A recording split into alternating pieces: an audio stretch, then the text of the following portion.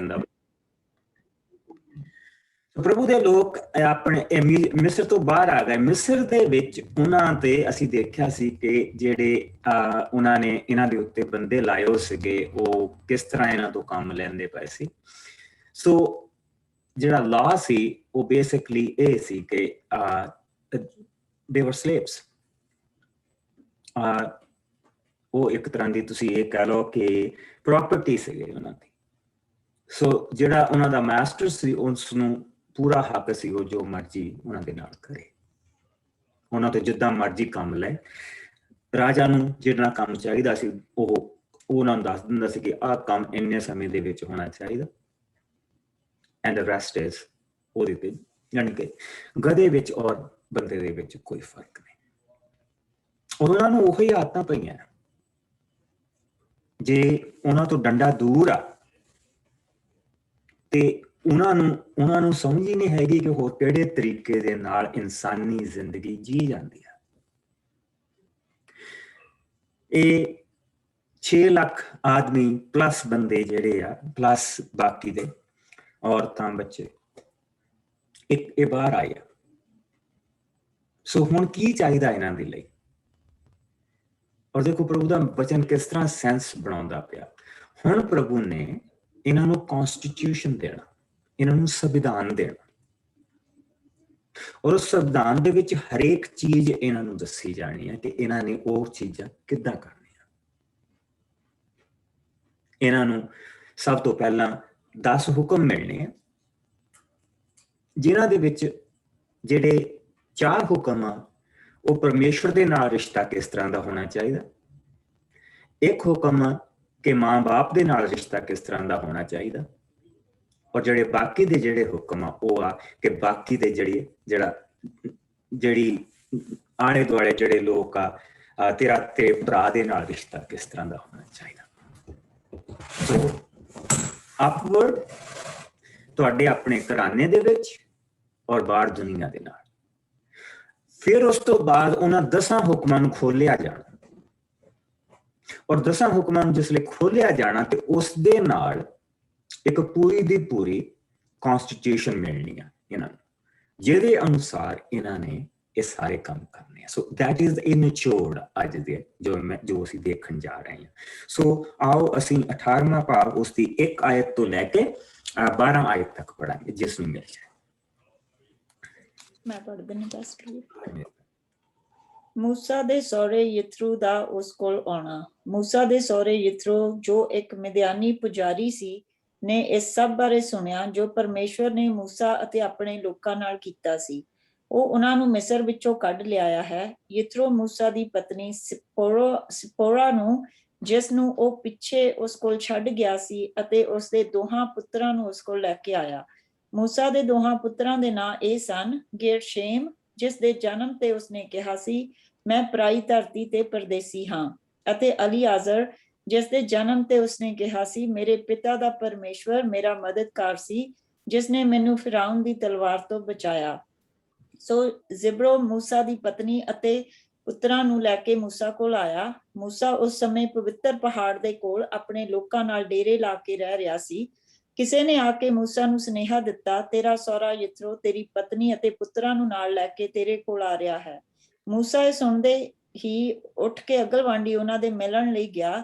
ਜਦੋਂ ਮਿਲੇ ਤਾਂ ਮੂਸਾ ਨੇ ਨਿਉ ਕੇ ਆਪਣੇ ਸਹੁਰੇ ਦੇ ਪੈਰੀਂ ਹੱਥ ਲਾਇਆ। ਉਸਦੇ ਸਹੁਰੇ ਨੇ ਉਸਨੂੰ ਜੱਫੀ ਵਿੱਚ ਲੈ ਕੇ ਉਸਦਾ ਮੂੰਹ ਮੱਥਾ ਚੁੰਮਿਆ। ਫਿਰ ਮੂਸਾ ਉਹਨਾਂ ਸਭ ਨੂੰ ਆਪਣੇ ਤੰਬੂ ਵਿੱਚ ਲੈ ਗਿਆ। ਮੂਸਾ ਨੇ ਆਪਣੇ ਸਹੁਰੇ ਨੂੰ ਉਹ ਸਭ ਦੱਸਿਆ ਜੋ ਪ੍ਰਭੂ ਨੇ ਮਿਸਰੀਆਂ ਨਾਲ ਕੀਤਾ ਸੀ, ਅਤੇ ਉਸਦੇ ਲੋਕਾਂ ਨੇ ਕੀ ਕੀ ਕਠਿਨਾਈਆਂ ਰਾਹ ਵਿੱਚ ਝੱਲੀਆਂ, ਅਤੇ ਪ੍ਰਭੂ ਨੇ ਉਹਨਾਂ ਨੂੰ ਕਿਸ ਤਰ੍ਹਾਂ ਸਭ ਤੋਂ ਛੁਡਾਇਆ। ਯਿਥਰੋ ਇਹ ਸਭ ਸੁਣ ਕੇ ਖੁਸ਼ ਹੋਇਆ। ਉਸਨੇ ਪ੍ਰਭੂ ਦੇ ਇਜ਼ਰਾਈਲ ਨੂੰ ਦਿੱਤੇ ਇਸ ਮਹਾਨ ਛੁਟਕਾਰੇ ਦੇ ਲਈ ਆਨੰਦ ਮਨਾਇਆ। ਯਿਥਰੋ ਨੇ ਕਿਹਾ, ਪ੍ਰਭੂ ਦਾ ਧੰਨਵਾਦ ਹੋਵੇ, ਜਿਸ ਨੇ ਤੁਹਾਨੂੰ ਮਿਸਰੀਆਂ ਅਤੇ ਉਹਨਾਂ ਦੇ ਰਾਜਾ ਫਿਰਾਉਨ ਦੇ ਹੱਥੋਂ ਛੁਟਕਾਰਾ ਦਿੱਤਾ ਹੈ। ਮੈਂ ਇਸ ਤੋਂ ਜਾਣ ਗਿਆ ਹਾਂ ਕਿ ਪ੍ਰਭੂ ਸਭ ਦੇਵਤਿਆਂ ਤੋਂ ਵੱਡਾ ਹੈ, ਜਿਸ ਨੇ ਤੁਹਾਨੂੰ ਮਿਸਰੀਆਂ ਦੇ ਅਤਿਆਚਾਰ ਤੋਂ ਬਚਾਇਆ ਹੈ। ਤਦ ਯਿਥਰੋ ਨੇ ਪਰਮੇਸ਼ਵਰ ਦੇ ਅੱਗੇ ਹੋਮ ਬਲੀ ਅਤੇ ਕੁਰਬਾਨੀ ਚੜਾਈ। ਹਾਰੂਨ ਅਤੇ ਇਜ਼ਰਾਈਲ ਦੇ ਬਾਕੀ ਦੇ ਬਜ਼ੁਰਗਾਂ ਨੇ ਯਿਥਰੋ ਦੇ ਨਾਲ ਬੈਠ ਕੇ ਪਰਮੇਸ਼ਵਰ ਦੇ ਅੱਗੇ ਭੋਜ ਕੀਤਾ। ਸੋ ਇਹ ਮਿਦਿਆਨੀ ਜਿਹੜਾ ਇੱਥੇ ਆਇਆ, ਇਹ ਕੌਣ ਆ? ਯਥਰੋ ਦਾ ਸਹੁਰਾ ਆ। ਮਿਦਿਆਨੀ ਲੋਕ ਕੌਣ ਆ? ਅਸੀਂ ਦੇਖਿਆ ਸੀ ਕਿ ਅਬਰਾਹਮ ਦੇ ਤਿੰਨ ਉਸਦੀਆਂ ਪਤਨੀਆਂ ਸੀ। ਉਸਦੀ ਪਹਿਲੀ ਪਤਨੀ ਸਾਰਾ, ਜਿਸ ਤੋਂ ਇਸਹਾਕ ਨੇ ਜਨਮ ਲਿਆ, ਹਾਜਰਾ ਤੋਂ ਇਸ਼ਮਾਇਲ ਨੇ ਜਨਮ ਲਿਆ, ਔਰ ਉਸ ਤੋਂ ਬਾਅਦ ਉਸਦੀ ਜਿਹੜੀ ਤੀਸਰੀ ਪਤਨੀ ਕਟੂਰਾ ਸੀ, ਉਸ ਤੋਂ 7 ਪੁੱਤਰ ਹੋਏ, ਜਿਨ੍ਹਾਂ ਦੇ ਵਿੱਚੋਂ ਇੱਕ ਦਾ ਨਾਂ ਮਿਦਿਆਨ ਸੀ। ਸੋ ਬੇਸਿਕਲੀ ਉਹੀ ਅਬਰਾਹਮ ਦੇ ਜਿਹੜੇ ਕਲੈਨ ਆ ਉਹ ਚੱਲਦੇ ਪਏ ਆ। ਸੋ ਜਿਹੜੇ ਮਿਦਿਆਨ ਦੇ ਜਿਹੜੇ ਬਹੁਤੇ ਉਸਨੇ ਬਹੁਤ ਧਨ ਦੇ ਕੇ ਆਪਣੇ ਮਰਨ ਤੋਂ ਪਹਿਲਾਂ ਆਪਣੇ ਪੁੱਤਰਾਂ ਨੂੰ ਪੂਰਬ ਦੀ ਧਰਤੀ ਵੱਲ ਘੱਲ ਦਿੱਤਾ ਸੀ। ਸੋ ਉਹ ਜਿਹੜੇ ਆ ਕੇ ਬਸੇ, ਉਹਨਾਂ ਵਿੱਚੋਂ ਬਹੁਤੇ ਆ ਕੇ ਜਿਹੜੇ ਬਸੇ ਆ, ਉਹ ਆ ਕੇ ਬਸੇ ਹੈਗੇ ਆ ਈਰਾਨ ਦੇ ਇਲਾਕੇ ਦੇ ਵਿੱਚ। ਉਸ ਵੇਲੇ ਉਹਨਾਂ ਨੂੰ ਪਰਸ਼ੀਆ ਕਿਹਾ ਜਾਂਦਾ ਸੀ। ਸੋ ਉਹ ਪਰਸ਼ੀਆ ਦੇ ਇਲਾਕੇ ਦੇ ਵਿੱਚ ਬਸੇ। ਫਿਰ ਜਿੱਦਾਂ ਜਿੱਦਾਂ ਉਹ ਵਧਣ ਲੱਗੇ, ਕਿਉਂਕਿ ਉਹ ਵੀ ਭੇਡਾਂ ਚਾਰਨ ਵਾਲੇ ਲੋਕ ਸੀਗੇ, ਸੋ ਕੁਛ ਇੱਕ ਜਿਹੜਾ ਮਿਦਿਆਨ ਦਾ ਖਾਨਦਾਨ ਸੀ ਸਾਊਦੀ ਅਰਬ ਦੇ ਵਿੱਚ, ਸਾਊਦੀ ਅਰਬ ਦੇ ਇਲਾਕੇ ਦੇ ਵਿੱਚ ਉਹ ਬਸਿਆ ਆ ਕੇ। ਫਿਰ ਜਿੱਦਾਂ ਜਿੱਦਾਂ ਇਹਨਾਂ ਦਾ ਪਰਿਵਾਰ ਵੱਧਦਾ ਗਿਆ, ਇਹ ਉਧਰੋਂ ਮਿਦਿਆਨੀ ਲੋਕ ਜਿਹੜੇ ਸੀਗੇ ਇਹ ਇੱਥੇ ਬਸੇ ਹੋਏ ਸੀ। ਜਿਹੜੀਆਂ ਬਾਕੀ ਦੀਆਂ ਸੰਤਾਨਾਂ ਸੀ ਉਹਨਾਂ ਦੀ ਉਹ ਅਸੀਂ ਗਾਂ ਜਾ ਕੇ ਦੇਖਾਂਗੇ, ਅੱਗੇ ਜਾ ਕੇ ਦੇਖਾਂਗੇ ਕਲੀਅਰਲੀ। ਉਹ ਈਰਾਨ ਦੇ ਇਲਾਕੇ ਦੇ ਵਿੱਚ ਬਸੇ ਹੋਏ ਸੀ। ਉਸ ਵੇਲੇ ਉਸਨੂੰ ਪਰਸ਼ੀਆ ਕਿਹਾ ਜਾਂਦਾ ਸੀ। ਈਰਾਨ ਦੇ ਨਾਲ ਹੀ ਅਫਗਾਨਿਸਤਾਨ ਦੇ ਇਲਾਕਾ ਜਿੱਥੇ ਜਿਹੜੇ ਉਹਨਾਂ ਨੇ ਬਸਾਏ, ਔਰ ਪਾਕਿਸਤਾਨ ਦਾ ਇਲਾਕਾ ਜਿਹੜਾ ਉਹਨਾਂ ਨੇ ਬਸਾਇਆ। ਸੋ ਉਸ ਤੋਂ ਬਾਅਦ ਉਹ ਵੱਖ-ਵੱਖ ਰਾਜਿਆਂ ਦੇ ਨਾਲ ਉਧਰ ਨੂੰ ਇਹਨਾਂ ਦੇ ਲੋਕ ਇਹ ਮੂਵ ਹੁੰਦੇ ਗਏ। ਸੋ ਮਿਦਿਆਨ ਦੇ ਵਿੱਚ ਜਿਹੜੀ ਅਬਰਾਹਮ ਦੀ ਤੀਸਰੀ ਪਤਨੀ ਤੋਂ ਜਿਹੜੇ ਬੱਚੇ ਆ, ਉਹ ਉੱਥੇ ਬਸੇ ਹੋਆ, ਔਰ ਉੱਥੇ ਮੂਸਾ ਗਿਆ ਆ, ਔਰ ਮੂਸਾ ਨੇ ਉੱਥੇ ਵਿਆਹ ਕਰਾਇਆ, ਔਰ ਉੱਥੋਂ ਉਸਦੀ ਪਤਨੀ ਤੇ ਬੱਚੇ ਆ। ਸੋ ਜਿਸ ਲਈ ਅਸੀਂ ਪ੍ਰਭੂ ਦੇ ਵਚਨ ਦੇ ਵਿੱਚ ਇਹ ਸਾਰੀਆਂ ਚੀਜ਼ਾਂ ਦੇਖਦੇ ਪਏ ਹਾਂ, ਤਾਂ ਜਿਸ ਲਈ ਉਸਨੇ ਕਿਹਾ ਮੈਂ ਤੇਰੇ ਘਰਾਣੇ ਨੂੰ ਬਰਕਤ ਦਊਂਗਾ, ਜਿਸ ਲਈ ਉਸਨੇ ਉਸਦੇ ਨਾਲ ਨੇਮ ਬੰਨਿਆ। ਤੇ ਦੇਖੋ ਕਿਸ ਤਰ੍ਹਾਂ ਸਾਰਾ ਨੇਮ ਪੂਰਾ ਹੁੰਦਾ ਪਿਆ, ਕਿੱਦਾਂ ਸਾਰੀਆਂ ਚੀਜ਼ਾਂ ਪੂਰੀਆਂ ਹੁੰਦੀਆਂ ਪਈਆਂ। ਔਰ ਉਸ ਤੋਂ ਬਾਅਦ ਅਸੀਂ ਵਚਨ ਦੇ ਵਿੱਚ ਦੇਖਿਆ ਸੀ ਕਿ ਜਿਹੜੀਆਂ ਬਰਕਤਾਂ ਅਸੀਂ ਹਾਲੇ ਤੱਕ ਤਾਂ ਅਸੀਂ ਉਹੀ ਬਰਕਤਾਂ ਦੇਖਦੇ ਪਏ ਜਿਹੜੀਆਂ ਇਸਹਾਕ ਨੇ ਆਪਣੇ ਦੋਨਾਂ ਪੁੱਤਰਾਂ ਨੂੰ ਦਿੱਤੀਆਂ ਸੀ, ਅਸੀਂ ਉਹਨਾਂ ਨੂੰ ਪੂਰੀਆਂ ਹੁੰਦੀਆਂ ਦੇਖਦੇ ਪਏ ਹਾਂ।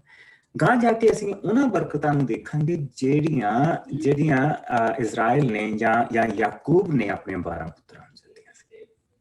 ਗਾਂ ਜਾ ਕੇ ਅਸੀਂ ਉਹਨਾਂ ਬਰਕਤਾਂ ਨੂੰ ਦੇਖਾਂਗੇ ਕਿ ਉਹ ਕਿੱਦਾਂ ਪੂਰੀਆਂ ਹੁੰਦੀਆਂ ਪਈਆਂ। ਸੋ ਜਿਸ ਲਈ ਉਸਦਾ ਸਹੁਰਾ ਆਇਆ ਉਹ ਮਿਦਿਆਨੀ ਆ, ਲੇਕਿਨ ਜਿਸ ਵੇਲੇ ਉਸਨੇ ਮੂਸਾ ਤੋਂ ਸੁਣਿਆ ਕਿ ਪ੍ਰਭੂ ਨੇ ਕਿੱਦਾਂ ਕਿਹੜੇ ਕੰਮ ਕੀਤੇ, ਮੂਸਾ ਨੇ ਆਪਣੇ ਬਾਰੇ ਇਹ ਸਭ ਤੋਂ ਪਿਆਰੀ ਟੈਸਟਮਨੀ ਇਹ ਹੁੰਦੀ ਹੈ, ਉਸਨੇ ਆਪਣੇ ਉੱਤੇ ਕੁਛ ਨਹੀਂ ਲਿਆ। ਪ੍ਰਭੂ ਨੇ ਉਹਨਾਂ ਨੂੰ ਕਿੱਦਾਂ ਮਿਸਰ ਦੇ ਵਿੱਚੋਂ ਬਾਹਰ ਕੱਢਿਆ, ਸਾਡੇ ਵਿੱਚ ਕਿੰਨੀਆਂ ਕਠਿਨਾਈਆਂ ਆਈਆਂ, ਪ੍ਰਭੂ ਨੇ ਉਹ ਕਿੱਦਾਂ ਦੂਰ ਕੀਤੀਆਂ, ਪ੍ਰਭੂ ਨੇ ਕਿੱਦਾਂ ਸਮੁੰਦਰ ਖੋਲ ਦਿੱਤਾ, ਪ੍ਰਭੂ ਨੇ ਕਿੱਦਾਂ ਕੌੜੇ ਪਾਣੀ ਇਹ ਕਰ ਦਿੱਤੇ, ਪ੍ਰਭੂ ਕਿੱਦਾਂ ਸਾਨੂੰ ਝਰਨਿਆਂ ਦੀ ਧਰਤੀ ਤੇ ਲੈ ਕੇ ਗਿਆ, ਕਿੱਦਾਂ ਉਸ ਤੋਂ ਬਾਅਦ ਅਸੀਂ ਅੱਗੇ ਆਏ ਹਾਂ, ਔਰ ਕਿੱਦਾਂ ਉਸਨੇ ਸਾਨੂੰ ਅਮਾਲੇਕੀਆਂ ਤੋਂ ਬਚਾਇਆ, ਔਰ ਅਸੀਂ ਇੱਥੇ ਤੱਕ ਪਹੁੰਚੇ ਹਾਂ। ਉਸਨੇ ਸਾਰੀਆਂ ਚੀਜ਼ਾਂ ਆਪਣੇ ਸਹੁਰੇ ਨੂੰ ਦੱਸੀਆਂ, ਔਰ ਸੋ ਉਹਨਾਂ ਨੇ ਖਾਣਾ ਪਾਣੀ ਖਾਧਾ, ਸਾਰਾ ਕੁਛ ਕੀਤਾ। ਉਸਦਾ ਜਿਹੜਾ ਸਹੁਰਾ ਸੀ ਉਹ ਸਾਰੀਆਂ ਚੀਜ਼ਾਂ ਨੂੰ ਦੇਖ ਕੇ ਉਸਨੇ ਪ੍ਰਭੂ ਦੇ ਵੱਲ ਨੂੰ ਖਿੱਚ ਖਾਧੀ, ਪ੍ਰਭੂ ਦੇ ਵੱਲ ਨੂੰ ਖਿੱਚ ਖਾਧੀ। ਔਰ ਬੇਸ਼ੱਕ ਉਹ ਲੋਕ ਜਿਹੜੇ ਸੀਗੇ ਉਹ ਅੱਗ ਦੀ ਪੂਜਾ ਕਰਦੇ ਸੀ, ਉਹਨਾਂ ਦੇ ਵਿੱਚੋਂ ਜ਼ੋਰਾਸਟਰਿਜ਼ਮ ਨਿਕਲਿਆ। ਜ਼ੋਰਾਸਟਰੀਅਨ ਜਿਹੜੇ ਹੈਗੇ ਆ ਉਹ ਅੱਗ ਦੀ ਪੂਜਾ ਕਰਦੇ ਆ। ਔਰ ਉੱਥੋਂ ਅਸੀਂ ਦੇਖਾਂਗੇ ਕਿ ਰਾਜਾ ਕੈਂਬਿਸ ਤੋਂ ਬਾਅਦ ਸਾਇਰਸ ਤੋਂ ਬਾਅਦ ਜਿਹੜੇ ਰਾਜੇ ਹੋਏ ਉਹਨਾਂ ਨੂੰ ਦੇਖਾਂਗੇ। ਸੋ ਉਹ that's will see little bit later on. So ਆਓ ਹੁਣ ਜਿਹੜੀ ਪ੍ਰੋਬਲਮ ਇਹ ਆ ਕਿ ਪੂਰੇ ਦਾ ਪੂਰਾ ਦੇਸ਼ ਲੋਕਾਂ ਦਾ ਉੱਥੇ ਬੈਠਾ, there is no law, ਸਾਰਿਆਂ ਝਗੜਿਆਂ ਦਾ ਫੈਸਲਾ ਇੱਕੋ ਹੀ ਬੰਦਾ ਕਰਦਾ ਪਿਆ। ਲੇਕਿਨ ਪ੍ਰਭੂ ਕਿਸ ਤਰ੍ਹਾਂ ਉਸਦੇ ਲਈ ਉਸਦੇ ਸਹੁਰੇ ਨੂੰ ਲੈ ਕੇ ਆਇਆ, ਔਰ ਕਿੱਦਾਂ ਉਸਦੇ ਮੂੰਹ ਦੇ ਵਿੱਚ ਉਸਨੇ ਕਾਉਂਸਲ ਪਾਈ ਹੋਆ, ਨੇਕ ਸਲਾਹ ਪਾਈ ਹੋਆ, ਔਰ ਕਿੱਦਾਂ ਪ੍ਰਭੂ ਨੇ ਉਸਨੂੰ ਵਰਤਣਾ। ਕਿਉਂਕਿ ਇਹਨਾਂ ਲੋਕਾਂ ਦੇ ਨਾਲ ਤਾਂ ਮੂਸਾ ਬਹੁਤ ਹੀ ਦੇਰ ਰਿਹਾ ਨਹੀਂ, ਪਰ ਆਪਣੇ ਫਾਦਰ ਲਾ ਦੇ ਘਰ ਦੇ ਵਿੱਚ ਤਾਂ 40 ਸਾਲ ਰਿਹਾ, ਉਹਨਾਂ ਦਾ ਰਿਸ਼ਤਾ ਹੈ ਆਪਸ ਦੇ ਵਿੱਚ, ਠੀਕ। So basically he is the son of that household, ਕਿਉਂਕਿ ਉਸਦੀ ਆਪਣੀ ਕੋਈ ਪੁੱਤਰੀ ਉਸਦਾ ਕੋਈ ਪੁੱਤਰ ਨਹੀਂ, ਉਸਦੀਆਂ ਧੀਆਂ ਹੀ ਧੀਆਂ ਹੈ। ਸੋ ਇਸ ਕਰਕੇ he is the son of that house, right? ਸੋ ਆਓ ਅਸੀਂ ਇਸ ਨੂੰ ਹੁਣ 13 ਤੋਂ ਲੈ ਕੇ 27 ਤੱਕ ਖਤਮ ਕਰ ਦਿਓ ਇਸ ਚੈਪਟਰ ਨੂੰ, ਜਿਸ ਨੂੰ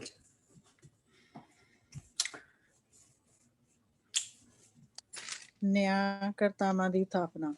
ਅਗਲੇ ਦਿਨ ਮੂਸਾ ਲੋਕਾਂ ਦੇ ਝਗੜਿਆਂ ਦਾ ਫੈਸਲਾ ਕਰਨ ਦੇ ਲਈ ਬੈਠਾ ਅਤੇ ਲੋਕ ਉਸ ਕੋਲ ਸਵੇਰ ਤੋਂ ਲੈ ਕੇ ਤਰਕਾਲਾਂ ਤੱਕ ਖੜੀ ਰਹੇ। ਜਦੋਂ ਮੂਸਾ ਦੇ ਸਹੁਰੇ ਨੇ ਇਹ ਹੁੰਦਾ ਦੇਖਿਆ ਤਾਂ ਉਸਨੇ ਕਿਹਾ, ਇਹ ਤੂੰ ਕੀ ਕਰ ਰਿਹਾ ਹੈ? ਤੂੰ ਇਕੱਲਾ ਇਹ ਕੰਮ ਕਿਉਂ ਕਰ ਰਿਹਾ ਹੈ? ਅਤੇ ਲੋਕ ਵਿਚਾਰੇ ਸਾਰਾ ਦਿਨ ਇੱਥੇ ਖੜੇ ਰਹਿੰਦੇ ਹਨ। ਮੂਸਾ ਨੇ ਆਪਣੇ ਸਹੁਰੇ ਨੂੰ ਉੱਤਰ ਦਿੱਤਾ, ਇਹ ਮੇਰੇ ਕੋਲੋਂ ਪਰਮੇਸ਼ਰ ਦੀ ਇੱਛਾ ਜਾਣਨ ਆਉਂਦੇ ਹਨ। ਜਦੋਂ ਇਹਨਾਂ ਵਿੱਚ ਕੋਈ ਝਗੜਾ ਹੁੰਦਾ ਹੈ ਤਾਂ ਇਹ ਮੇਰੇ ਕੋਲ ਫੈਸਲੇ ਲਈ ਆਉਂਦੇ ਹਨ, ਤਾਂ ਮੈਂ ਝਗੜੇ ਸੰਬੰਧੀ ਇਹਨਾਂ ਦਾ ਪਰਮੇਸ਼ਰ ਦੀ ਵਿਧੀਆਂ ਅਨੁਸਾਰ ਫੈਸਲਾ ਕਰਦਾ ਹਾਂ। ਉਸਦੇ ਸਹੁਰੇ ਨੇ ਕਿਹਾ, ਜਿਸ ਢੰਗ ਨਾਲ ਤੂੰ ਇਹ ਕੰਮ ਕਰ ਰਿਹਾ ਹੈ ਇਹ ਠੀਕ ਨਹੀਂ ਹੈ। ਇਹ ਕੰਮ ਤੇਰੇ ਇਕੱਲੇ ਲਈ ਕਰਨਾ ਔਖਾ ਹੈ। ਇਸ ਤਰ੍ਹਾਂ ਤੂੰ ਵੀ ਥੱਕ ਜਾਂਦਾ ਹੈ ਅਤੇ ਤੇਰੇ ਨਾਲ ਇਹ ਲੋਕ ਵੀ। ਇਸ ਸੰਬੰਧ ਵਿੱਚ ਮੇਰੀ ਤੈਨੂੰ ਇਹ ਸਲਾਹ ਹੈ ਕਿ ਪਰਮੇਸ਼ਰ ਤੇਰੇ ਸੰਗ ਰਹੇ। ਤੂੰ ਹੀ ਇਹਨਾਂ ਲੋਕਾਂ ਵੱਲੋਂ ਪਰਮੇਸ਼ਰ ਸਾਹਮਣੇ ਜਾ ਅਤੇ ਇਹਨਾਂ ਦੇ ਝਗੜੇ ਉਸ ਸਾਹਮਣੇ ਰੱਖ, ਪਰ ਤੂੰ ਇਹਨਾਂ ਨੂੰ ਉਸ ਦੀਆਂ ਵਿਧੀਆਂ ਅਤੇ ਫੈਸਲਿਆਂ ਬਾਰੇ ਵੀ ਸਿਖਾ। ਇਹਨਾਂ ਨੂੰ ਕੀ ਕਰਨਾ ਚਾਹੀਦਾ ਹੈ ਜਾਂ ਨਹੀਂ, ਤੂੰ ਇਸ ਬਾਰੇ ਵੀ ਇਹਨਾਂ ਨੂੰ ਦੱਸ। ਇਸ ਦੇ ਨਾਲ ਤੂੰ ਕੁਝ ਇਹੋ ਜਿਹੇ ਭਰੋਸੇਯੋਗ ਸਿਆਣੇ ਆਦਮੀ ਚੁਣ ਜੋ ਪਰਮੇਸ਼ਰ ਤੋਂ ਡਰਦੇ ਹੋਣ ਅਤੇ ਜੋ ਵੱਢੀ ਲੈਣਾ ਬੁਰਾ ਮੰਨਦੇ ਹੋਣ। ਤੂੰ ਇਹੋ ਜਿਹੇ ਆਦਮੀਆਂ ਨੂੰ ਹਜ਼ਾਰਾਂ, ਸੈਂਕੜਿਆਂ, 50 ਅਤੇ 10 ਦੇ ਸਰਦਾਰ ਠਹਿਰਾ ਦੇ, ਪਰ ਜੋ ਝਗੜੇ ਬਹੁਤ ਵੱਡੇ ਹੋਣ ਉਹਨਾਂ ਨੂੰ ਤੇਰੇ ਕੋਲ ਲਿਆ ਸਕਦੇ ਹਨ। ਇਸ ਤਰ੍ਹਾਂ ਉਹ ਤੇਰਾ ਭਾਰ ਤੇਰੇ ਨਾਲ ਵੰਡ ਸਕਦੇ ਹਨ। ਜੇਕਰ ਤੂੰ ਇਸ ਤਰ੍ਹਾਂ ਕਰੇਗਾ ਤਾਂ ਤੂੰ ਇਹ ਕੰਮ ਚੰਗੀ ਤਰ੍ਹਾਂ ਨਾਲ ਕਰ ਸਕੇਗਾ ਅਤੇ ਇਹ ਲੋਕ ਵੀ ਖੁਸ਼ੀ-ਖੁਸ਼ੀ ਆਪਣੇ ਘਰਾਂ ਨੂੰ ਜਾਣਗੇ। ਮੂਸਾ ਨੇ ਆਪਣੇ ਸਹੁਰੇ ਦੀ ਸਲਾਹ ਮੰਨ ਲਈ ਅਤੇ ਉਸਨੇ ਸਭ ਕੁਝ ਉਸਦੇ ਦੱਸੇ ਅਨੁਸਾਰ ਕੀਤਾ। ਉਸਨੇ ਆਪਣੇ ਲੋਕਾਂ ਵਿੱਚ ਕੁਝ ਸਿਆਣੇ ਆਦਮੀ ਚੁਣ ਕੇ ਉਹਨਾਂ ਨੂੰ ਹਜ਼ਾਰਾਂ, ਸੈਂਕੜਿਆਂ, 50 ਅਤੇ 10 ਦੀ ਗਿਣਤੀ ਦੇ ਹਿਸਾਬ ਨਾਲ ਲੋਕਾਂ ਦੇ ਅਧਿਕਾਰੀ ਅਤੇ ਨਿਆਂਕਰਤਾ ਥਾਪ ਦਿੱਤਾ। ਉਹ ਲੋਕਾਂ ਦੇ ਛੋਟੇ-ਮੋਟੇ ਝਗੜਿਆਂ ਦੇ ਫੈਸਲੇ ਪੱਕੇ ਤੌਰ ਤੇ ਆਪ ਹੀ ਕਰਦੇ ਸਨ, ਪਰ ਕਠਿਨ ਮਾਮਲੇ ਉਹ ਮੂਸਾ ਕੋਲ ਲੈ ਕੇ ਆਉਂਦੇ ਸਨ। ਤਦ ਮੂਸਾ ਨੇ ਆਪਣੇ ਸਹੁਰੇ ਯਿਤਰੋ ਨੂੰ ਆਪਣੇ ਕੋਲੋਂ ਵਿਦਾ ਕੀਤਾ, ਜੋ ਖੁਸ਼ੀ-ਖੁਸ਼ੀ ਆਪਣੇ ਦੇਸ਼ ਨੂੰ ਚਲਾ ਗਿਆ। ਖੁਸ਼ੀ ਆਪਣੇ ਦੇਸ਼ ਨੂੰ ਚਲਾ ਗਿਆ। ਸੋ ਹੁਣ ਉਹਨਾਂ ਨੇ ਉਹਨਾਂ ਸਾਰਿਆਂ ਲੋਕਾਂ ਨੂੰ ਵੰਡ ਦਿੱਤਾ ਉਹਨਾਂ ਦੇ ਕਬੀਲਿਆਂ ਦੇ ਅਨੁਸਾਰ, ਔਰ 12 ਕਬੀਲਿਆਂ ਦੇ ਵਿੱਚੋਂ ਉਸਨੇ ਇਸ ਤਰੀਕੇ ਦੇ ਨਾਲ ਉਹਨਾਂ ਦੀ ਗਿਣਤੀ ਕਰਕੇ ਹਜ਼ਾਰਾਂ ਦੇ ਉੱਤੇ ਜੱਜ ਬਿਠਾਤੇ, ਔਰ ਉਸ ਤੋਂ ਥੱਲੇ ਜਾਨੀ ਕਿ court system, basically court system ਉਸਨੇ ਬਣਾਤਾ। ਉਸਨੇ ਲੋਅਰ ਕੋਰਟਸ, ਹਾਇਰ ਕੋਰਟਸ ਔਰ ਸੁਪਰੀਮ ਕੋਰਟ, ਜਿਹੜਾ ਸਿਸਟਮ ਅੱਜ ਸਾਡੇ ਕੋਲ ਆ, ਦੈਟਸ ਦ ਸੇਮ ਥਿੰਗ ਸਾਡੇ ਕੋਲ, ਕਿ ਜਿਹੜੀਆਂ ਇੱਕ ਸ਼ਹਿਰਾਂ ਦੇ ਲੈਵਲ ਤੇ ਕੋਰਟ ਆ, ਇੱਕ ਤੁਹਾਡੀ ਡਿਸਟ੍ਰਿਕਟ ਦੇ ਲੈਵਲ ਤੇ ਕੋਰਟ ਆ, ਇੱਕ ਤੁਹਾਡੀ ਜਿਹੜੀ ਕੋਰਟ ਆ ਉਹ ਤੁਹਾਡੀ ਸੂਬੇ ਦੇ ਉੱਤੇ ਆ, ਪ੍ਰੋਵਿੰਸ ਦੇ ਉੱਤੇ ਆ, ਦੈਟਸ ਦ ਹਾਈਐਸਟ ਕੋਰਟ। ਔਰ ਉਸਦੇ ਉੱਤੇ ਜਿਹੜੇ ਬੰਦੇ ਬੈਠੇ ਹੋ ਉਹ ਸੁਪਰੀਮ ਕੋਰਟ ਆ, ਜਿਹੜਾ ਉੱਥੇ ਦਾ ਫੈਸਲਾ ਠੀਕ ਨਹੀਂ, ਅਗਰ ਕੋਈ ਬੰਦਾ ਉੱਥੇ ਜਾਣਾ ਮੰਗਦਾ, ਆਪਣਾ ਫੈਸਲਾ ਲੈ ਕੇ ਜਾਣਾ ਮੰਗਦਾ ਤੇ ਉੱਥੇ ਲੈ ਕੇ ਜਾ ਸਕਦਾ। ਲੇਕਿਨ ਜਿਹੜਾ ਕੇਸ ਸ਼ੁਰੂ ਹੋਏਗਾ ਉਹ ਲੋਅਰ ਕੋਰਟਸ ਦੇ ਵਿੱਚ ਹੋਏਗਾ। ਇਹ ਸਿਸਟਮ ਐਗਜ਼ੈਕਟਲੀ ਇਹ ਸਿਸਟਮ ਸਾਡੇ ਅੱਜ ਵਰਤਿਆ ਜਾਂਦਾ। Isn't that amazing? So basically ਸਾਰੀ ਦੁਨੀਆ 'ਚ ਹੁਣ ਵਰਤਿਆ ਜਾਂਦਾ ਹੈ, ਸਾਰੀ ਦੁਨੀਆ ਦੇ ਵਿੱਚ ਇਹ ਸਿਸਟਮ ਵਰਤਿਆ ਜਾਂਦਾ। ਸੋ ਉੱਥੇ ਕਬੀਲੇ ਆ ਜਿਨ੍ਹਾਂ ਨੇ ਬਾਅਦ ਦੇ ਵਿੱਚ ਜਾ ਕੇ ਵੱਖਰੀਆਂ ਸਟੇਟਾਂ ਬਣਨਾ। ਜਿਸ ਵੇਲੇ ਇਹਨਾਂ ਨੂੰ ਜ਼ਮੀਨ ਵੰਡੀ ਜਾਣੀ ਆ, ਉਸ ਜ਼ਮੀਨ ਦੀ ਵੰਡ ਦੇ ਅਨੁਸਾਰ ਉਹ ਕਬੀਲਿਆਂ ਦੇ ਨਾਵਾਂ ਤੇ ਉਹ ਰੱਖੇ ਜਾਣੇ ਆ। ਸੋ ਉਹ ਇਲਾਕੇ ਉਸ ਹਿਸਾਬ ਦੇ ਨਾਲ ਹੁੰਦੇ। ਸੋ ਇਹ ਜਿਹੜੇ ਫੈਸਲੇ ਹੁੰਦੇ ਸੀ, ਕਦੇ ਗਾਂ ਜਾ ਕੇ ਪ੍ਰੀਸਟ, ਹਾਈ ਪ੍ਰੀਸਟ, ਸੈਨਹੇਡਰਨ ਜਿਹੜੀ ਚੋਣ ਹੋਣੀ ਹੈ, ਜਿਹੜੀ ਮੰਦਿਰ ਦੇ ਵਿੱਚ ਮੇਨ ਸੀਗੇ। ਸੋ ਜਿਹੜਾ ਫੈਸਲਾ ਉੱਥੇ ਦਾ ਹਾਈਐਸਟ ਕੋਰਟ ਦੇ ਕੋਲ ਨਹੀਂ ਸੰਭਾਲ ਹੁੰਦਾ ਸੀ, ਉਹੀ ਫੈਸਲਾ ਸੈਨਹੇਡਰਨ ਦੇ ਵਿੱਚ ਹੁੰਦਾ ਸੀ, ਇਜ਼ਰਾਈਲੀ ਸੈਨਹੇਡਰਨ ਦੇ ਵਿੱਚ ਹੁੰਦਾ। ਸੋ ਦੇਖੋ ਕਿਸ ਤਰ੍ਹਾਂ ਐਵਰੀਥਿੰਗ ਕਿੱਦਾਂ ਜ਼ਮੀਨ ਦੇ ਨਾਲ ਗੱਡ ਹੋਈ। हर एक चीज मेक सेंस। क्यों ये चैप्टर दिता गया, क्यों अगर इस तो अगला चैप्टर लिखा गया, क्यों पिछला चैप्टर लिखा गया, इट हैज अ मीनिंग। और जिसलिए ਤੁਸੀਂ ਉਸ ਨੂੰ ਦੇਖਦੇ ਹੋ ਤੁਸੀਂ ਕਹਿੰਦੇ ਆ ਯਾ ਇਟ ਮੇਕ ਸੈਂਸ।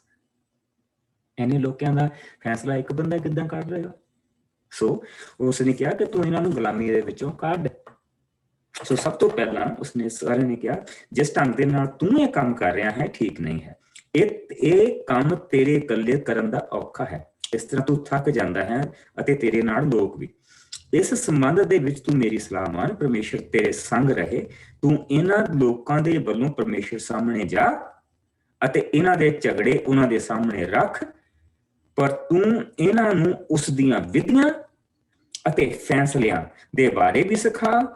ਇਹਨਾਂ ਨੂੰ ਕੀ ਕਰਨਾ ਚਾਹੀਦਾ ਹੈ ਜਾਂ ਨਹੀਂ, ਤੂੰ ਇਹਨਾਂ ਨੂੰ ਇਹ ਦੱਸ। ਇਸ ਨਾਲ ਤੂੰ ਕੁਝ ਇਹੋ ਜਿਹੇ ਭਰੋਸੇਯੋਗ ਆਦਮੀ ਚੁਣ ਜੋ ਪਰਮੇਸ਼ਰ ਤੋਂ ਡਰਦੇ ਹੋਣ, ਜੋ ਵੱਡੀ ਲੈਣ ਨੂੰ ਬੁਰਾ ਮੰਨਦੇ ਹਨ ਅਤੇ ਉਹਨਾਂ ਆਦਮੀਆਂ ਨੂੰ ਹਜ਼ਾਰ, ਸੈਂਕੜਿਆਂ, 50 ਔਰ 10 ਦੇ ਉੱਤੇ ਲਾ ਦੇ। ਸੋ ਉਸ ਹਿਸਾਬ ਦੇ ਨਾਲ ਇਹਨਾਂ ਦੇ ਸਾਰੇ ਫੈਸਲੇ ਫਿਰ ਤੇਰੇ ਤੱਕ ਪਹੁੰਚਣਗੇ। ਸੋ ਹੁਣ ਅਸੀਂ ਇਹ ਦੇਖਦੇ ਪਏ ਹਾਂ ਕਿ ਮੂਸਾ ਨੇ ਉਸਦੀ ਸਲਾਹ ਮੰਨ ਲਈ। ਉਸਨੇ ਉਸੇ ਵੇਲੇ 12 ਕਬੀਲਿਆਂ ਦੇ ਵਿੱਚ ਹਰੇਕ ਕਬੀਲੇ ਦੇ ਵਿੱਚ ਉਸਨੇ ਉਹ ਬੰਦੇ ਚੁਣ ਕੇ ਉਹਨਾਂ ਨੂੰ ਉਸ ਕਬੀਲਿਆਂ ਦੇ ਉੱਤੇ ਲਾ ਦਿੱਤਾ। ਸੋ ਉਹਦੇ ਨਾਲ ਜਿਹੜੇ ਲੋਕਾਂ ਦੇ ਜਿਹੜੇ ਮਸਲੇ ਸੀ ਉਹ ਉੱਥੇ ਹੱਲ ਹੋਣ ਲੱਗ ਪਏ।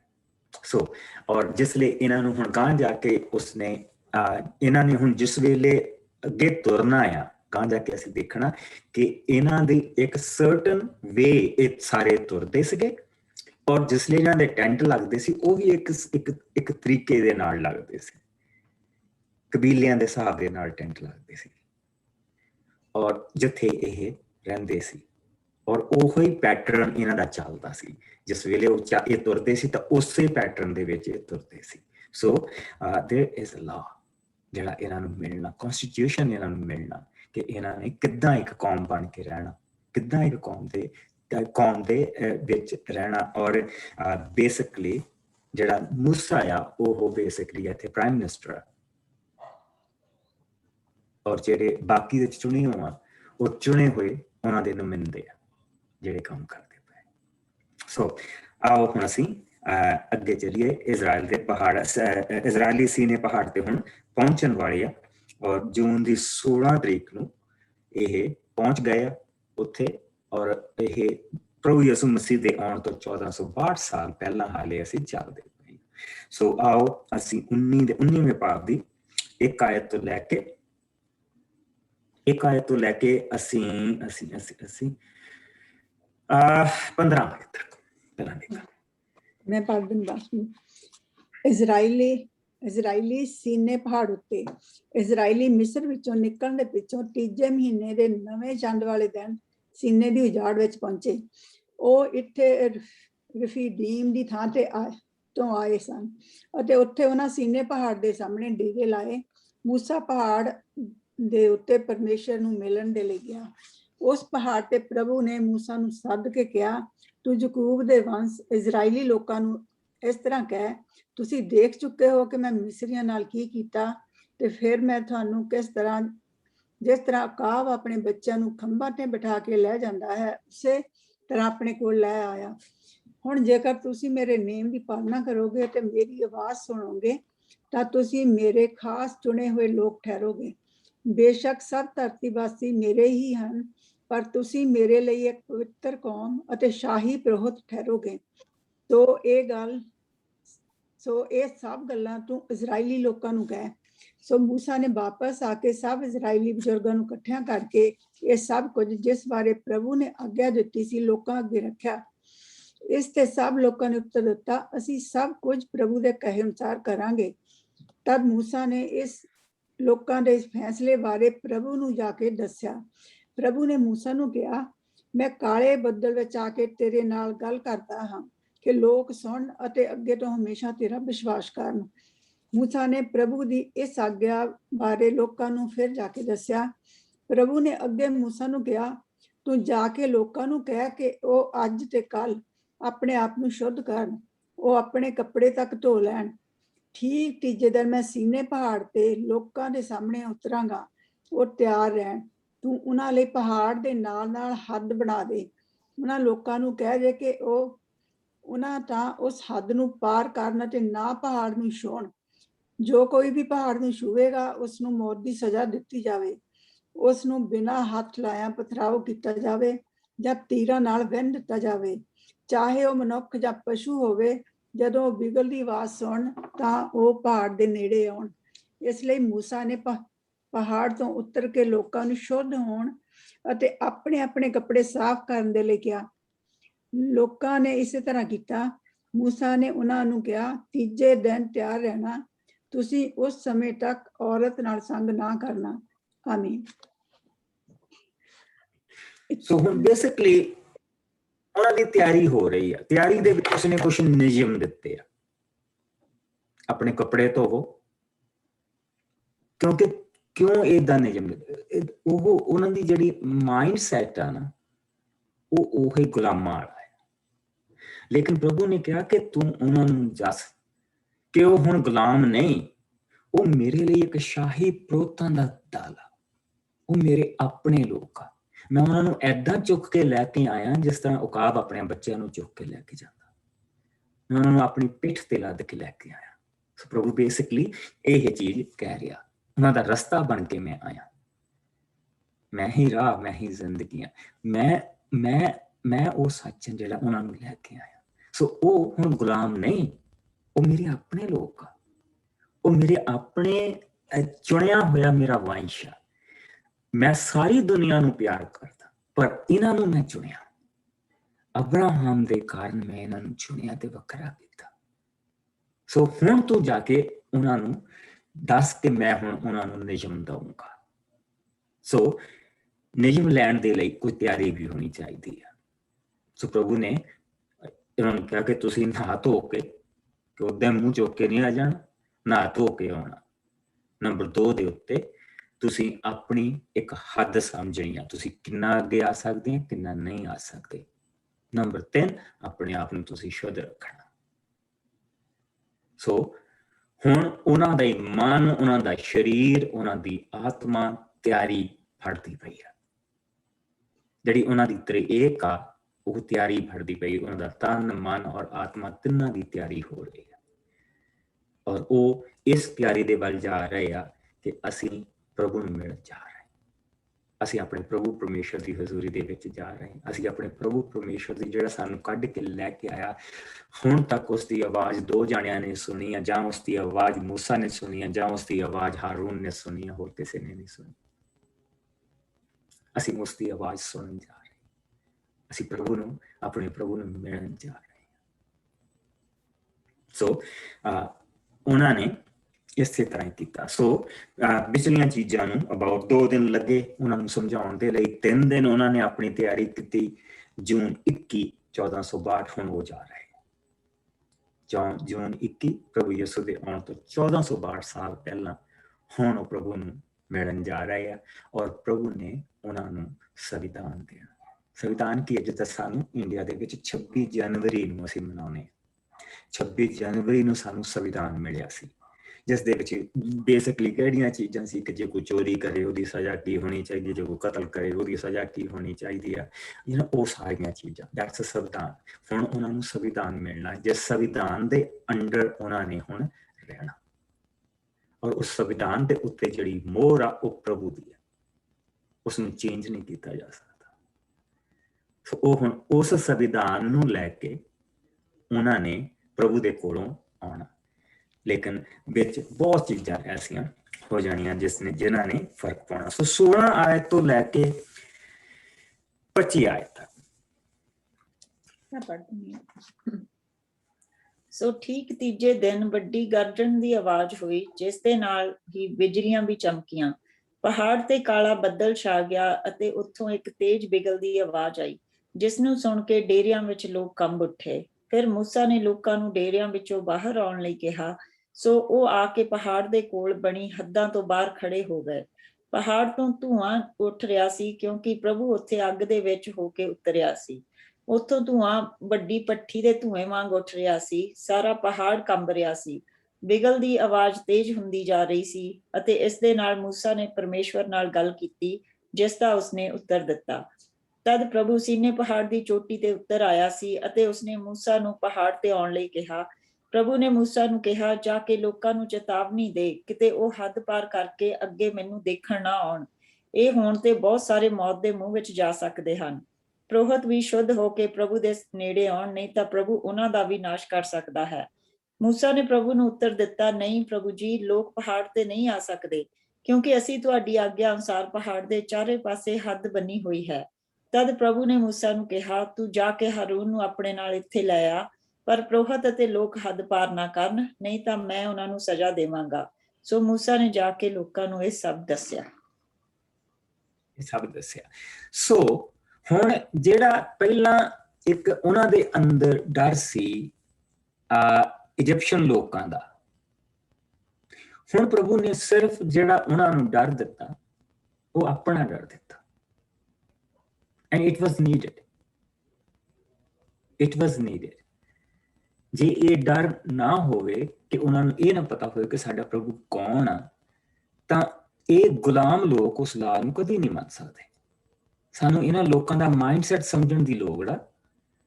ਔਰ ਕਿਉਂ ਪ੍ਰਭੂ ਨੇ ਇਹ ਬਿਜਲੀਆਂ ਜਿਹੜੀਆਂ ਚਮਕਦੀਆਂ ਪਈਆਂ, ਸਾਰੀਆਂ ਚੀਜ਼ਾਂ ਹੁੰਦੀਆਂ ਪਈਆਂ, ਔਰ ਉਸ ਤੋਂ ਬਾਅਦ ਜਿਹੜਾ ਪਹਾੜ ਆ, ਉਹ ਪਹਾੜ ਦਾ ਜਿਹੜਾ ਉਤਲਾ ਹਿੱਸਾ ਸਾਰਾ ਕਾਲਾ ਆ, ਅੱਜ ਤੱਕ ਕਾਲਾ ਹੈ, ਅੱਜ ਤੱਕ ਉਹ ਕਾਲਾ ਹੈ। ਜਿਹੜੇ ਪੱਥਰ ਆ ਉਹ ਬਾਹਰੋਂ ਏਦਾਂ ਆ ਕਿ ਜਿੱਦਾਂ ਕਿਸੇ ਚੀਜ਼ ਦੇ ਨਾਲ ਸੜੇ ਹੋਏ ਹੁੰਦੇ ਆ, ਔਰ ਉਹਨਾਂ ਪੱਥਰਾਂ ਦਾ ਜਿਹੜਾ ਬਾਹਰੋਂ ਰੰਗ ਉਹ ਵੱਖਰਾ ਆ, ਔਰ ਉਹਦੇ ਆਲੇ ਦੁਆਲੇ ਜਿਹੜੇ ਪੱਥਰਾਂ ਦੀ ਉਹਨਾਂ ਨੇ ਹੱਦ ਬੰਨੀ ਉਹ ਹਾਲੇ ਵੀ ਉੱਥੇ ਹੈਗੀ। ਔਰ ਪਰ ਜਿਸ ਵੇਲੇ ਤੁਸੀਂ ਉਸ ਪੱਥਰ ਨੂੰ ਭੰਨਦੇ ਆ, ਤੋੜਦੇ ਆ, ਤੇ ਜਿਹੜਾ ਉਹਦਾ ਰੰਗ ਆ ਉਹ ਬਿਲਕੁਲ ਥੱਲੜੇ ਪੱਥਰਾਂ ਵਰਗਾ, ਬਿਲਕੁਲ ਥੱਲੜੇ ਪੱਥਰਾਂ ਵਰਗਾ। ਸੋ ਪ੍ਰਭੂ ਨੇ ਇਹ ਜਿਹੜਾ ਭਿਆਨਕ ਚਿੰਨ੍ਹ ਉਹਨਾਂ ਨੂੰ ਦਿਖਾਇਆ, ਤੇ ਉਸਨੇ ਇਹ ਦਿਖਾਇਆ ਕਿ ਤੁਹਾਨੂੰ ਇਨਸਾਨਾਂ ਤੋਂ ਡਰਨ ਦੀ ਹੁਣ ਕੋਈ ਲੋੜ ਨਹੀਂ। ਪਰ ਤੁਹਾਨੂੰ ਜਿਹੜਾ ਤੁਹਾਨੂੰ ਕਾਨੂੰਨ ਮੈਂ ਦੇਣਾ, ਜਿਹੜਾ ਨਿਯਮ ਮੈਂ ਤੁਹਾਨੂੰ ਦੇਣੇ ਆ, ਹੁਣ ਉਹਨਾਂ ਨੂੰ ਨਿਯਮ ਮਿਲਣੇ ਆ, ਨੇਮ ਨਹੀਂ ਮਿਲਣੇ। ਸੋ ਜਿਸ ਲਈ ਅਸੀਂ ਪੁਰਾਣਾ ਨਿਯਮ ਕਹਿੰਦੇ ਆ, ਤਾਂ ਪੁਰਾਣਾ ਨਿਯਮ ਜਿਹੜਾ ਮਿਲਿਆ ਉਹ ਅਬਰਾਹਮ ਨੂੰ ਮਿਲਿਆ।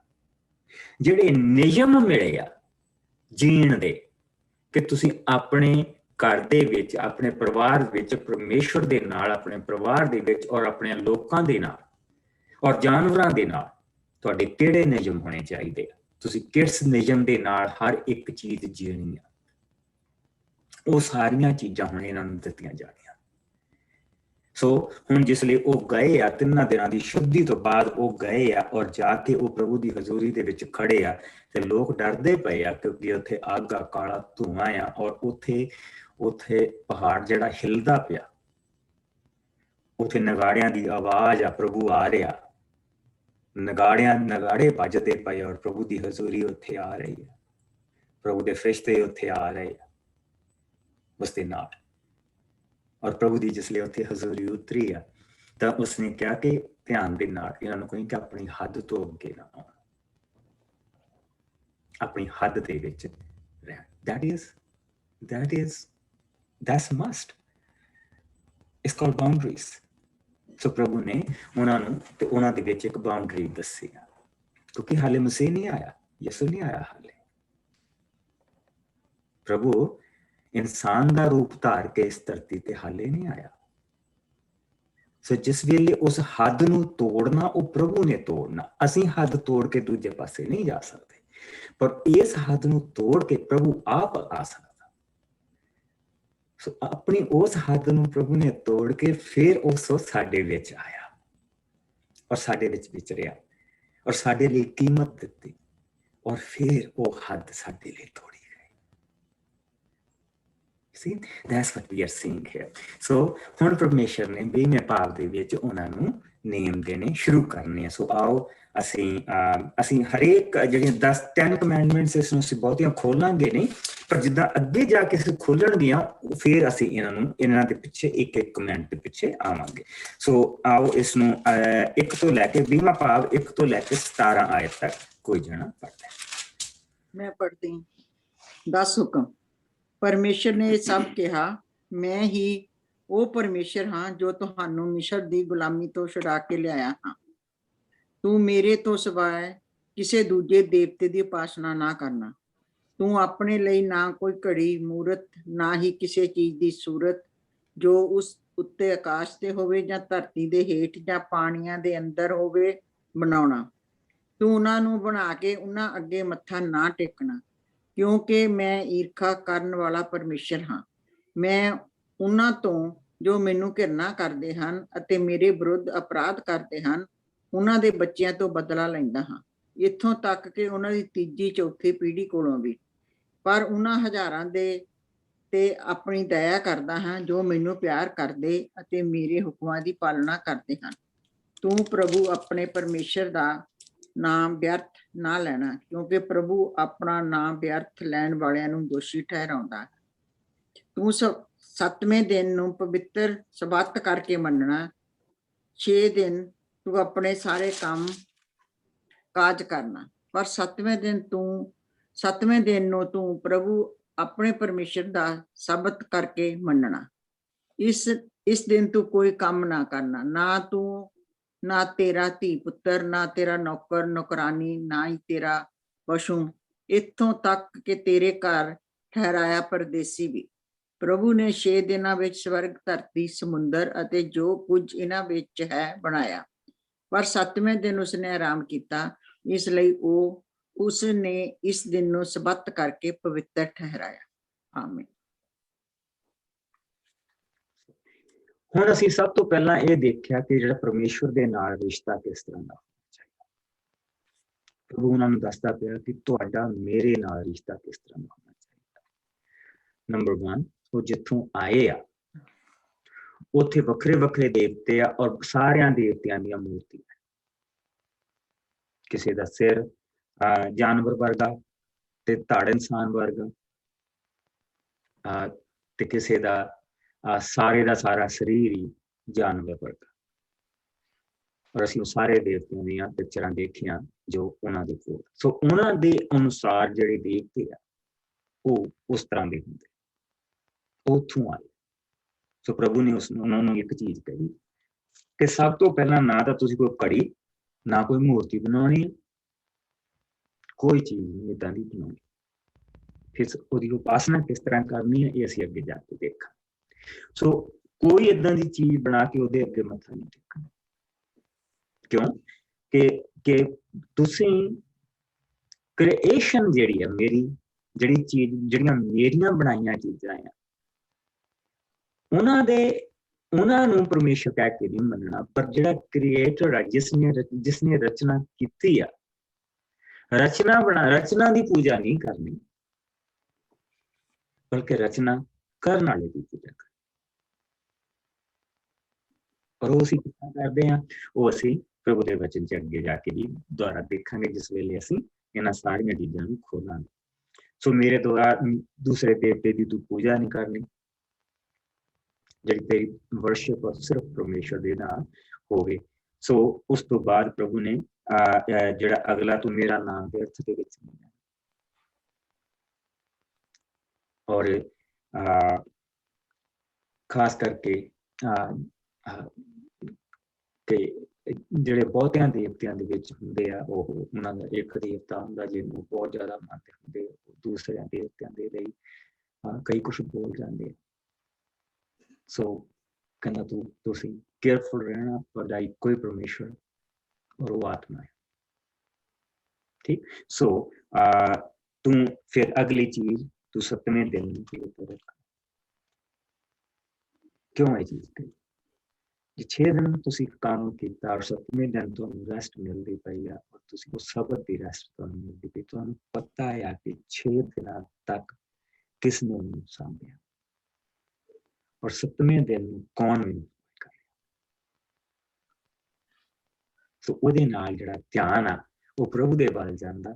ਤੁਸੀਂ 7ਵੇਂ ਦਿਨ ਪ੍ਰਭੂ ਤੋਂ ਤਾਕਤ ਪ੍ਰਾਪਤ ਕਰਕੇ ਅਗਲੇ 6 ਦਿਨ ਫਿਰ ਜਾਂਦੇ। So basically that is it.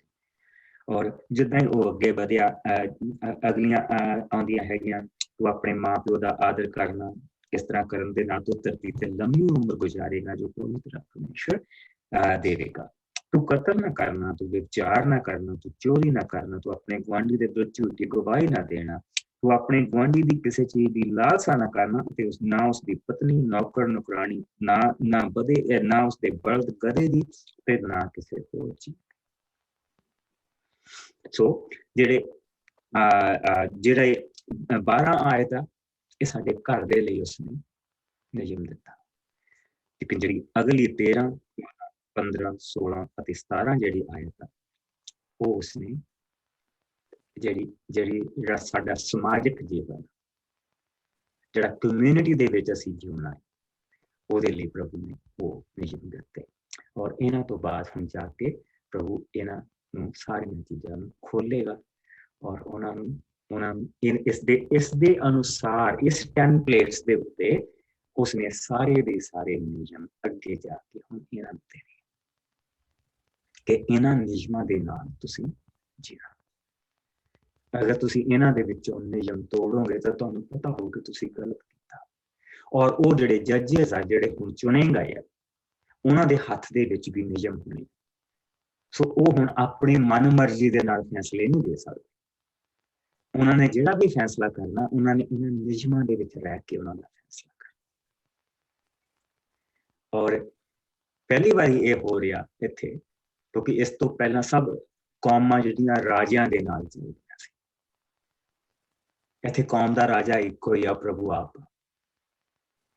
ਔਰ ਜਿੰਨਾ ਸਿਸਟਮ ਚੱਲਦਾ ਪਿਆ, ਜਿੰਨਾ ਸਾਰਾ ਸਿਸਟਮ ਚੱਲਦਾ ਪਿਆ, ਉਹ ਕੋਰਟ ਦੇ ਸਿਸਟਮ ਦੇ ਨਾਲ ਚੱਲਦਾ ਪਿਆ, ਉਹ ਇੱਕ ਸੰਵਿਧਾਨ ਦੇ ਨਾਲ ਚੱਲਦਾ ਪਿਆ। ਔਰ ਉਸ ਸੰਵਿਧਾਨ ਦੇ ਵਿੱਚੋਂ ਹੀ ਸਾਰੀਆਂ ਚੀਜ਼ਾਂ ਹੋ ਰਹੀਆਂ। ਸੋ ਪ੍ਰਭੂ ਨੇ ਮੂਸਾ ਨੂੰ ਚੁਣਿਆ, ਔਰ ਉਸ ਤੋਂ ਬਾਅਦ ਉਸਨੇ ਉਹ ਹਜ਼ਾਰਾਂ ਤੇ 100 ਤੇ 10 ਤੇ 50 ਤੇ ਉਹਦੇ ਹਿਸਾਬ ਦੇ ਨਾਲ ਸਾਰੇ ਉਹਨਾਂ ਨੂੰ ਸੰਭਾਲਣ ਦੇ ਲਈ ਚੁਣੇ। ਔਰ ਹੁਣ ਪ੍ਰਭੂ ਨੇ ਉਹਨਾਂ ਨੂੰ ਲਾ ਦੇਣਾ, ਜਿਹਦੇ ਅਨੁਸਾਰ ਉਹ ਉੱਪਰ ਤੋਂ ਲੈ ਕੇ ਥੱਲੇ ਤੱਕ ਇੱਕੋ ਹੀ ਲਾ ਸਾਰਿਆਂ ਦੇ ਹੱਥ ਦੇ ਵਿੱਚ ਹੋਏਗਾ, ਔਰ ਉਹਦੇ ਨਾਲ ਹੀ ਫੈਸਲਾ ਹੋਏਗਾ ਜੋ ਵੀ ਪ੍ਰੋਬਲਮ ਆਏਗੀ, ਔਰ ਉਸੇ ਨਾਲ ਹੀ ਬਰਕਤ ਮਿਲੇਗੀ। ਕੱਲ ਨੂੰ ਅਸੀਂ ਹੁਣ ਉਹਨਾਂ ਲਾਵਾਂ ਦੇ ਜਿਹੜੇ ਪ੍ਰਭੂ ਨੇ ਉਹਨਾਂ ਨੂੰ ਕਾਨੂੰਨ ਦੇਣੇ, ਉਹਨਾਂ ਦੇ ਵਿੱਚੋਂ ਦੀ ਲੰਘਾਂਗੇ। ਔਰ ਤੁਸੀਂ ਦੇਖਿਓ ਕਿ ਪ੍ਰਭੂ ਨੇ ਕਿਸ ਤਰ੍ਹਾਂ ਟੂ ਦਾ ਪੁਆਇੰਟ ਉਹਨਾਂ ਨੂੰ ਲਾ ਦਿੱਤਾ, ਜਿਹਦੇ ਅਨੁਸਾਰ ਇਹਨਾਂ ਲੋਕਾਂ ਨੇ ਜੀਵਣਾ। ਔਰ ਇਹਦੇ ਇਸੇ ਚੋਂ ਬਹੁਤ ਸਾਰੇ ਜਿਹੜਾ ਦੁਨੀਆ ਦੇ ਜਿਹੜੇ ਸੰਵਿਧਾਨ, ਉਹ ਇੱਥੋਂ ਹੀ ਬਣੇ ਸਾਰੇ ਸੰਵਿਧਾਨ, ਜਿਹਨਾਂ ਦੇ ਅਨੁਸਾਰ ਮੋਸਟ ਦੁਨੀਆ, ਬਹੁਤੀ ਦੁਨੀਆ ਦੇ ਵਿੱਚ ਜਿਹੜੇ ਲਾ ਉਹ ਤਰਾਸ਼ੇ ਗਏ।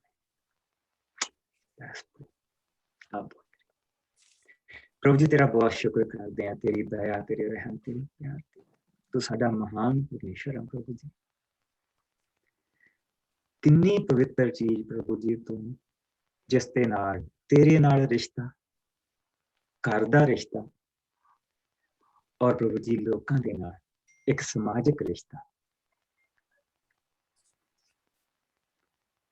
ਜਿਸ ਦੇ ਵਿੱਚ ਪ੍ਰਭੂ ਜੀ ਖੁਸ਼ ਰਹਿ ਸਕਣ, ਤੇਰੀ ਨਜ਼ਦੀਕੀ ਦੇ ਵਿੱਚ ਰਹਿ ਸਕਣ। ਪਿਆਰੇ ਪ੍ਰਭੂ, ਇਹਨਾਂ ਚੀਜ਼ਾਂ ਦੇ ਲਈ ਅਸੀਂ ਤੇਰਾ ਸ਼ੁਕਰ ਕਰਦੇ, ਇਸ ਵਚਨ ਦੇ ਲਈ ਤੇਰਾ ਸ਼ੁਕਰ ਕਰਦੇ। ਪਿਆਰੇ ਪ੍ਰਭੂ, ਤੇਰੀ ਦਇਆ ਸਾਡੇ ਤੇ ਬਣੀ ਰਹੇ। ਜਿਸ ਵੇਲੇ ਹੁਣ ਅਸੀਂ ਇਹਨਾਂ ਚੀਜ਼ਾਂ ਨੂੰ ਪੜ੍ਹੀਏ, ਪ੍ਰਭੂ ਜੀ ਤੇਰੀ ਬਰਕਤ ਸਾਡੇ ਨਾਲ ਆਏ, ਤੇਰਾ ਰਹਿਮ ਸਾਡੇ ਨਾਲ ਆਏ, ਤੇਰਾ ਡਰ, ਪਵਿੱਤਰ ਡਰ ਸਾਡੇ ਨਾਲ। ਪਿਆਰੇ ਪ੍ਰਭੂ, ਮੈਂ ਆਪਣੇ ਆਪ ਨੂੰ ਔਰ ਆਪਣੇ ਭੈਣਾਂ ਭਰਾਵਾਂ ਨੂੰ, ਆਪਣੇ ਪਰਿਵਾਰ ਨੂੰ ਔਰ ਆਪਣੇ ਭੈਣਾਂ ਭਰਾਵਾਂ ਦੇ ਪਰਿਵਾਰ ਨੂੰ ਤੇਰੇ ਹੱਥਾਂ ਦੇ ਵਿੱਚ ਦਿੰਦਾ। ਉਹ ਹੱਥ ਜੋ ਸਭ ਪ੍ਰਭੂ ਜੀ ਸਾਨੂੰ ਪਿਆਰ ਕਰਦੇ। ਪਿਆਰੇ ਪ੍ਰਭੂ, ਤੂੰ ਆਪਣੇ ਬੱਚਿਆਂ ਦੇ ਨਾਲ ਬਣਿਆ ਰਹੇ, ਸਾਨੂੰ ਬੁਰੇ ਔਰ ਬੁਰਾਈ ਤੋਂ ਬਚਾ ਕੇ ਰੱਖੀ, ਸਰੀਰ ਦੀ ਤੰਦਰੁਸਤੀ, ਮਨ ਦੀ ਖੁਸ਼ੀ ਔਰ ਆਤਮਾ ਦੇ ਵਿੱਚ ਤੇਰੀ ਹਜ਼ੂਰੀ ਪ੍ਰਭੂ ਜੀ ਬਣੀ। ਹੁਣ ਤੋਂ ਲੈ ਕੇ ਜਦ ਤੱਕ ਅਸੀਂ ਦੁਆਰਾ ਮਿਲੀਏ, ਤੇਰੀ ਦਇਆ, ਤੇਰਾ ਰਹਿਮ, ਤੇਰਾ ਪਿਆਰ, ਤੇਰੀ ਰਾਖੀ ਪ੍ਰਭੂ ਜੀ ਸਾਡੇ ਸਭ ਦੇ ਨਾਲ ਬਣੀ, ਸਾਡੇ ਬੱਚਿਆਂ ਦੇ ਨਾਲ ਬਣੀ। ਮਸੀਹ ਯਿਸੂ ਦੇ ਮਿੱਠੇ ਔਰ ਪਿਆਰੇ ਨਾਮ ਚ ਸਭ ਕੁਝ ਔਰ ਸਾਰੇ ਬਰਕਤ ਹੈ।